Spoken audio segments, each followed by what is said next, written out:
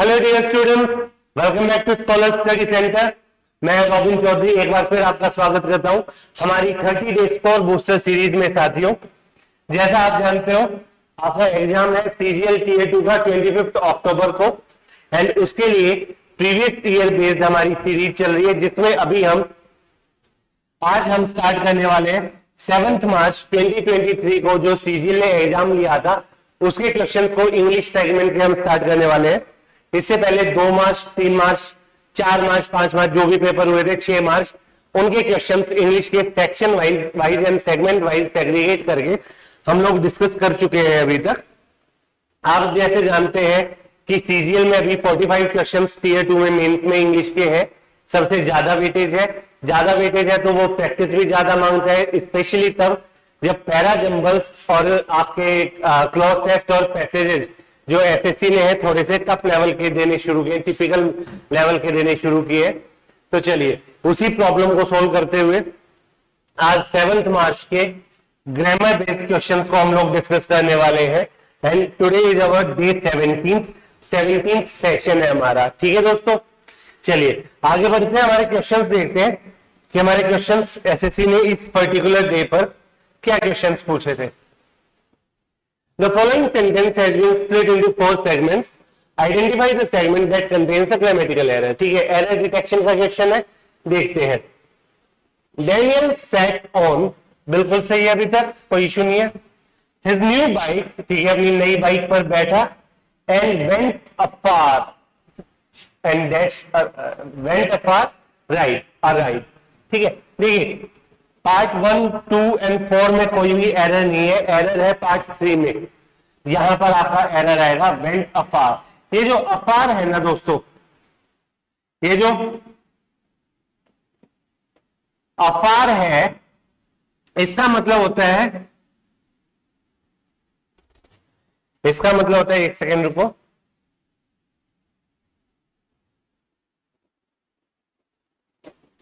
दूर या दूर से, कुछ फासले पर। ठीक है, अफार का मतलब होता है दूर, या एडवर्ब की तरह इसको यूज करेंगे तो उसका मतलब हो जाएगा दूर से या कुछ फासले पर। तो देखो डेनियल अपनी नई बाइक पर बैठा और एक राइड के लिए, घूमने के लिए गया। ठीक है, तो यहां पे हमें एक प्रीपोजिशन चाहिए जो बताएगा, ठीक है, कि वो कहां गया, किस चीज के लिए गया। For a ride, he went for a ride. तो वहां जो अफार वर्ड है वो इररिलेवेंट है, उसका कोई मतलब नहीं है। तो करेक्ट क्या होना चाहिए यहाँ पर, वेंट फॉर अ राइड होना चाहिए। अफार यहाँ पर गलत हो जाएगा। ऑप्शन देखते हैं, डेनियल सेट ऑन, ये सही है, हिज न्यू बाइक सही है, अ राइड सही है, वेंट अफार, अफार की जगह क्या होना चाहिए, फॉर होना चाहिए। सो ऑप्शन नंबर 4 आपका करेक्ट आंसर है। एरर यहाँ पर है अफार में। ठीक है दोस्तों, आई होप आपको क्लियर है। चलिए सेकंड क्वेश्चन की तरफ बढ़ते हैं। सेकंड क्वेश्चन हमसे कह रहे हैं, select the option that expresses the given sentence in indirect speech. ठीक है, नरेशन का क्वेश्चन है, हमें स्पीच चेंज करनी है। She said impatiently I don't need any help. ठीक है, उसने बहुत ही इम्पेशेंटली, बिना पेशेंस के कहा कि उसको कोई मदद की जरूरत नहीं है।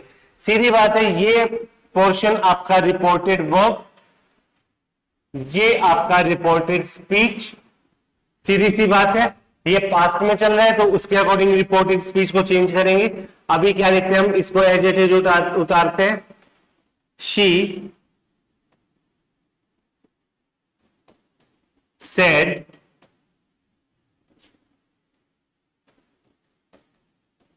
इम्पेशेंटली, कॉलन सेमीकोलन हटाएंगे तो डेट आ जाएगा, डेट। अब यहां पर ये जो सब्जेक्ट है आई, किसके लिए आया है, इस शी के लिए आया है। अब इसे हम थर्ड पर्सन की तरफ लेके चलेंगे, दैट शी। यहां पर ये जो डोंट है प्रेजेंट में चल रहा है, लेकिन हमारी रिपोर्टेड वर्ब पास्ट में है तो उसको पास्ट में चेंज करेंगे। डोंट का हो जाएगा डिडंट। ठीक है, आगे एडजेक्टिव चलेगा, नीड एनी हेल्प। ठीक है, प्रैक्टिस के हिसाब से चलेंगे, कॉन्सेप्ट्स की डिटेल में नहीं जाएंगे। She said impatiently that she didn't need any help, ये इसका करेक्ट होना चाहिए, स्पीच चेंज होकर। तो देखते हैं, she said impatiently that she does not, यहां ये गलती है, प्रेजेंट नहीं है। She said impatiently that she didn't need any help, ये आपका ऑप्शन नंबर 2 ये करेक्ट है, जो हमने लिखा है उससे मैच हो रहा है। थर्ड एंड फोर्थ देखते हैं, she said impatiently that I, भाई सब्जेक्ट चेंज हो गया ना, थर्ड पर्सन में ले गए थे हम, ठीक है। उसके बाद she said impatiently she don't, don't की जगह क्या हो जाएगा, डिडंट हमने किया था। So option number 2 she said impatiently that she didn't need any help, ये आपका करेक्ट आंसर हो जाएगा यहां पर। चलिए, आई होप आपको क्लियर है। नेक्स्ट क्वेश्चन की तरफ बढ़ गए। Select the option that expresses the given sentence in direct speech, ठीक है, अब डायरेक्ट में करना है हमें। The mother said that the kids were playing, okay, तो देखो रिपोर्टेड वर्ब का कोई भी ऑब्जेक्ट नहीं है यहां पर, तो सिंपल सा लेकर चलेंगे।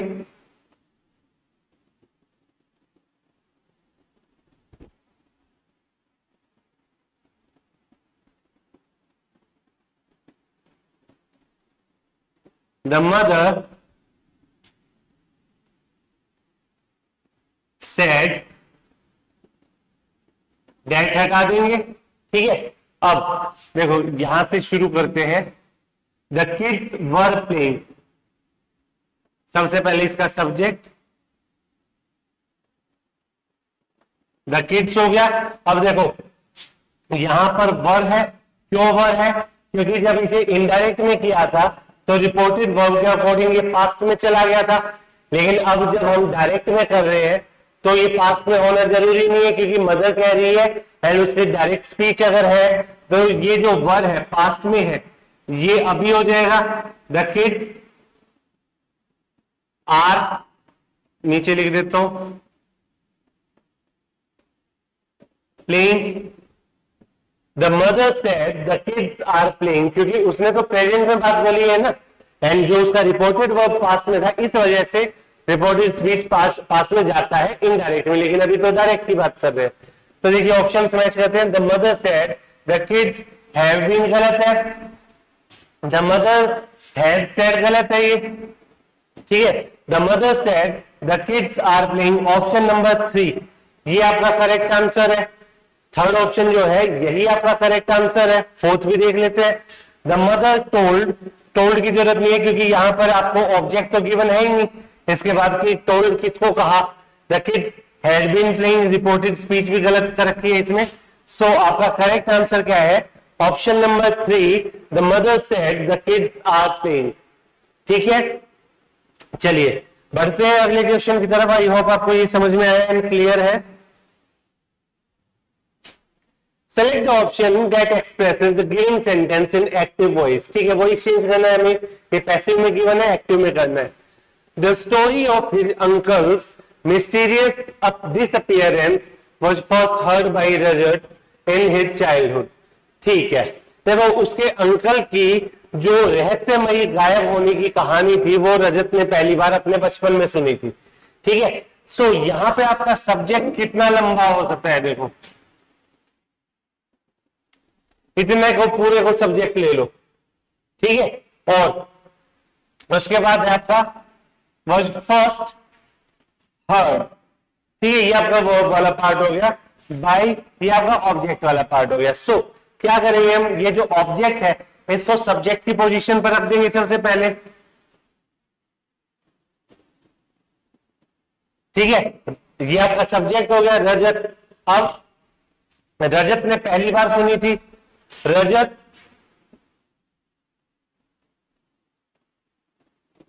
फर्स्ट हर्ड, तो देखो वहां पर एक is am are was be की फॉर्म थी पैसिव की वजह से, अब एक्टिव में कर रहे हैं उसकी जरूरत नहीं है, सीधी वर्ब की सेकंड फॉर्म लेंगे हम पास्ट इंडेफिनिट के लिए। तो और साथ में पहली बार सुना था इसलिए फर्स्ट हर्ड है, रजत फर्स्ट हर्ड। अब उसने पहली बार क्या सुना था, द स्टोरी ऑफ, ये पूरा part, the story of his uncles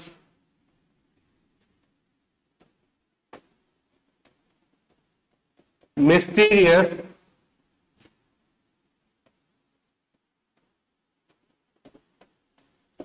disappearance, ठीक है, पहली बार कब सुनी थी? इन हिज चाइल्डहुड, बचा हुआ पार्ट आगे लिख दो, इन हिज चाइल्डहुड। ठीक है, क्या लिखा मैंने? Rajat first heard the story of his uncle's mysterious disappearance in his childhood. Rajat ने पहली बार अपने अंकल के रहस्यमयी तरीके से गायब होने की कहानी अपने बचपन में सुनी थी, यही कहना चाह रहे हैं। तो देखते हैं, ऑप्शंस देखते हैं। रजत, ये गलत हो गया, रजत के साथ अपोस्ट्रोफी एस दे दिया, पोजीशन बना दिया, यहीं पे गलती है। आगे बढ़ते हैं, ऑप्शन नंबर 1 गलत है। The story uncle heard first time, क्या फालतू का सेंटेंस बनाते हैं। सेंटेंस बनाए, ऑप्शन ऐसे तो बनाए जिसमें बच्चा सोचने को मजबूर हो। फालतू का एक स्ट्रक्चर, एक सिंटेक्स भी फॉलो नहीं करवाता कई बार SSC. The story uncle heard first time was about Rajat mysterious disappearance in his childhood. खिचड़ी बनाई है पूरी। चलो, the story Rajat first heard in his childhood was about his uncle's mysterious disappearance, ये भी नहीं है, सीधा सीधा दिख रहा है। चौथा, Rajat first heard, okay, Rajat ने पहली बार सुना the story of his uncle's mysterious disappearance in his childhood.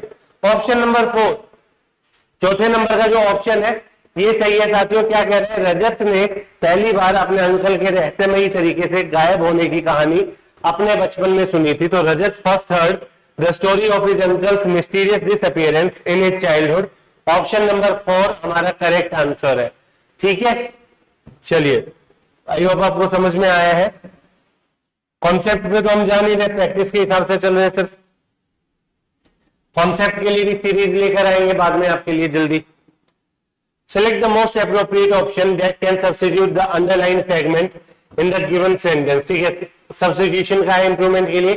If there is no need to substitute it, select no substitution required. Bloomberg business week, okay, ये नाम है किसी बिजनेस मैगजीन या business newspaper का होगा। Bloomberg business week is not more popular than some other business magazines in the US. सही है, इसमें कंपैरिजन है, वो भी नेगेटिव के साथ कंपैरिजन दिया हुआ है, गलती कुछ है नहीं। देखिए,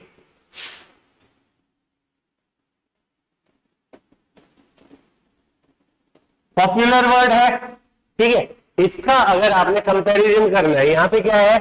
ब्लूमबर्ग बिजनेस वीक का अदर बिजनेस मैगजीन्स जो है उनके साथ कंपैरिजन है। सो पॉपुलर वर्ड है, कंपेयर करना है। आपने जब कंपैरिजन पे जाएंगे तो बताएंगे कि ज्यादा पॉपुलर है या कम पॉपुलर है। मोर पॉपुलर देन हो जाएगा, राइट, कंपैरिजन बनाएंगे ना उसका पॉपुलर का। यहाँ पे क्या कह रहा है? अब नेगेटिव में बोल रखा है, तो हमने कंपैरिजन के लिए पहले बोला था कि ब्लूमबर्ग बिजनेस वीक जो है वो मोर पॉपुलर है। अगर मोर पॉपुलर नहीं है तो नेगेटिव के हिसाब से नॉट आ जाएगा, simple. Not more popular than, comparison है लेकिन एक नेगेटिव सेंस का है, इसका मतलब है कि वो ज्यादा पॉपुलर नहीं है। ठीक, सो यहां पर कोई भी एरर नहीं है, सब्स्टिट्यूशन की रिक्वायरमेंट नहीं है। ऑप्शन नंबर 1, ऑप्शन नंबर 1 आपका करेक्ट आंसर है। No substitution required, not more popular than, ये बिल्कुल सही है, यहां पर कोई इश्यू नहीं है इसमें। ठीक है, चलिए नेक्स्ट क्वेश्चन की तरफ बढ़ते हैं।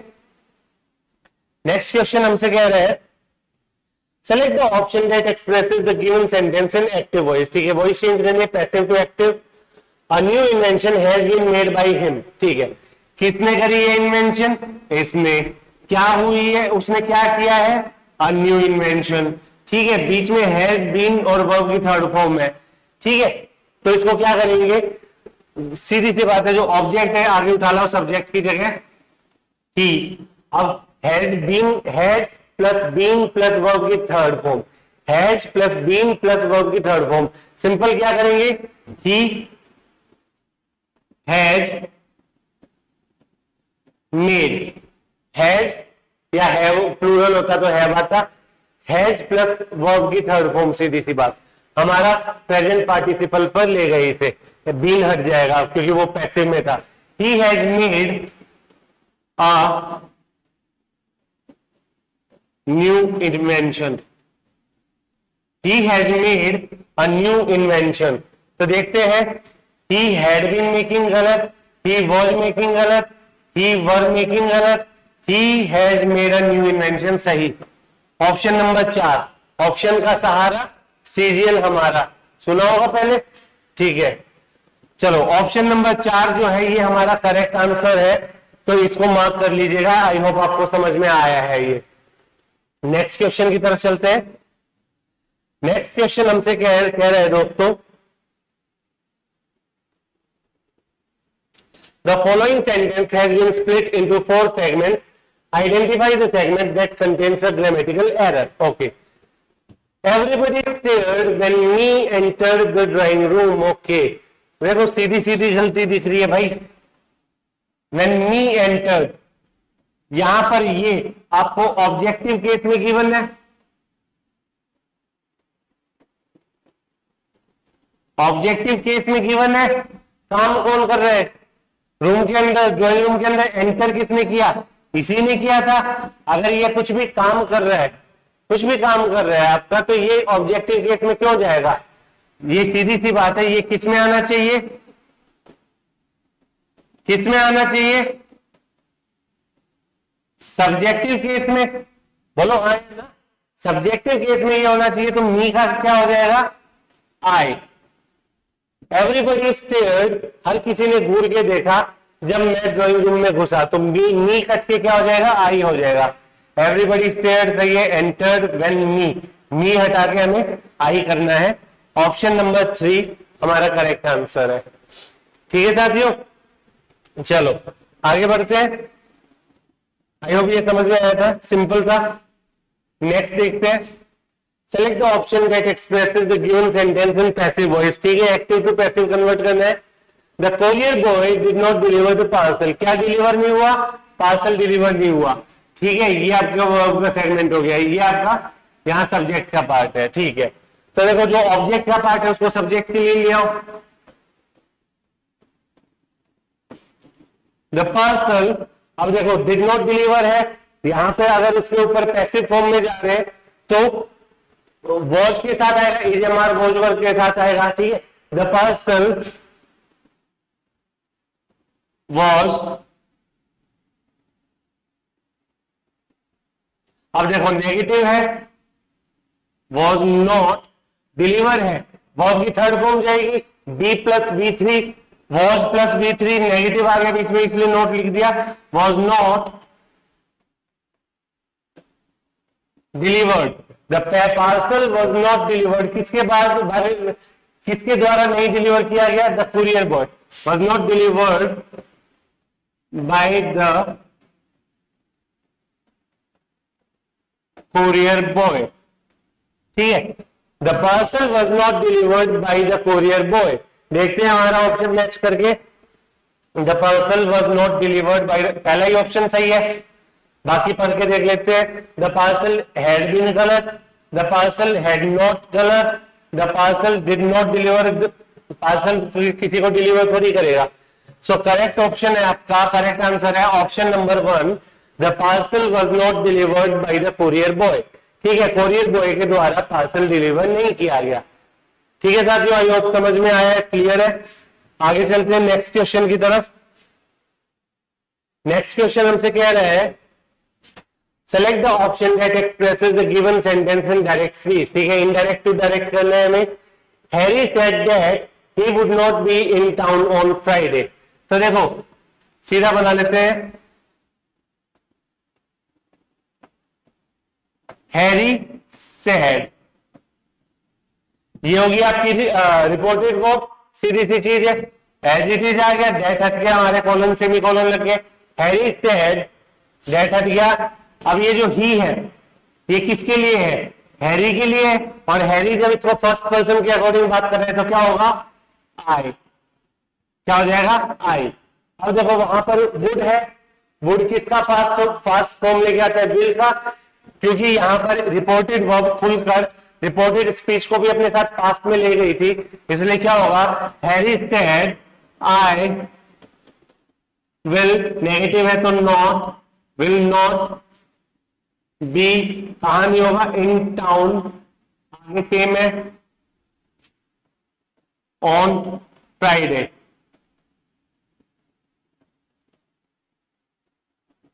यही बनेगा। Harry said I will not be in town on Friday. तो देखते हैं ऑप्शन मैच करते हैं। हैरी सेड आई मस्ट गलत, हैरी सेड आई कांट गलत, हैरी सेइंग गलत, Harry said I will not be in town on Friday. Option number 4 आपका correct answer है। हैरी सेड, ये आ गया आपका रिपोर्टेड वर्ब, ये आ गया आपका रिपोर्टेड स्पीच। ठीक है, इसको जब खोला था तो यहां से बीच के कोमा वगैरह हट के दैट आ गया था, आई कट के हैरी के अकॉर्डिंग थर्ड पर्सन में ही चला गया था, एंड विल का पास्ट के लिए वुड हो गया था। ठीक है, सो यहाँ पे वापस से जब इसको हमने डायरेक्ट में किया तो क्या हो गया, Harry said I will not be in town on Friday. Option number 4 हमारा करेक्ट आंसर है। ठीक है, आई होप सभी को समझ में आया। अगले क्वेश्चन पर चलते हैं। ओके, सो ये हमारा आखिरी क्वेश्चन था दोस्तों। 9 क्वेश्चन थे हमारे इस पेपर में। कौन से पेपर में? 7 मार्च, जो डायरेक्टली ग्रामर से उठ के आए थे आउट ऑफ 45। तो देखो अभी तक का जो हमने ट्रेंड देखा है दोस्तों, 1 मिनट इसकी बात कर लेते हैं। टोटल हमारे पास 45 क्वेश्चन आ रहे हैं, 45 क्वेश्चन आ रहे हैं। देखो 9 क्वेश्चन आपके ग्रामर के हैं अभी तक। ये आखिरी पेपर एनालाइज कर रहे हैं हम 2022 का जो टीयर 2 का है। 9 क्वेश्चन आ रहे हैं आपके पास ग्रामर से। लगभग 9 क्वेश्चन ही आपके पास आ रहे हैं वोकैब प्लस ईडियम से। वोकैब प्लस ईडियम से 9 क्वेश्चन आ रहे हैं। इसके अलावा 9 क्वेश्चन ही आपके पास आ रहे हैं फिलर्स एंड क्लोज टेस्ट के। ये एवरेज नहीं, एग्जैक्ट नंबर बता रहा हूं मैं जितने पेपर हमने डिस्कस किए। 9 क्वेश्चन से फिलर्स एंड क्लोज टेस्ट के आ रहे हैं हमारे पास। ठीक है, अब लगभग 6 क्वेश्चन हमारे पास सेंटेंस रीअरेंजमेंट यानी PQRS के आ रहे हैं अभी तक जो हमने देखा है। ठीक, अब इसके बाद लगभग नहीं, एग्जैक्टली 12 क्वेश्चन हमारे पास पैसेज में से आ रहे हैं। तो आपको तैयारी इसी तरह से ब्रेक करके करनी है। देखो आज की वीडियो में 9 क्वेश्चंस ग्रामर के, 9 क्वेश्चंस कल हमने किए थे 6 मार्च वाले के वोकैब इडियम वगैरह। 9 फिलर्स के 9 किए, 27 क्वेश्चंस यहां हो गए, 6 33 और 12 45। ठीक है, 45 क्वेश्चंस का सीधा सीधा ब्रेकअप ऐसे चल रहा है इंग्लिश में। तो आप इसी तरीके से इसको पढ़ते चलिए, इसी तरीके से ब्रेक करते चलिए। इवनली डिस्ट्रीब्यूटेड पेपर है, तो इसमें ये नहीं कह सकते कि किसी में PQRS ज्यादा है, कम आए या कुछ भी। तो SSC बहुत नाप तोलकर पेपर बना रहा है अभी। ठीक है, सो चलिए आज का सेशन यही तक था। अगले दिन मिलते हैं, एक नया सेशन लेकर आते हैं। अगला देखते हैं वोकैब का लाते हैं या किसका लाते हैं, वो आपको नोटिफिकेशन मिल जाएगा। तब तक जुड़े रहिए, चैनल को सब्सक्राइब कीजिए। वीडियो पसंद आती है तो लाइक एंड शेयर कीजिए। अपनी तैयारी में बेहतरीन तरीके से जुटे रहिए और अपने सपनों को पूरा कीजिए। चलिए, धन्यवाद दोस्तों, जय हिंद।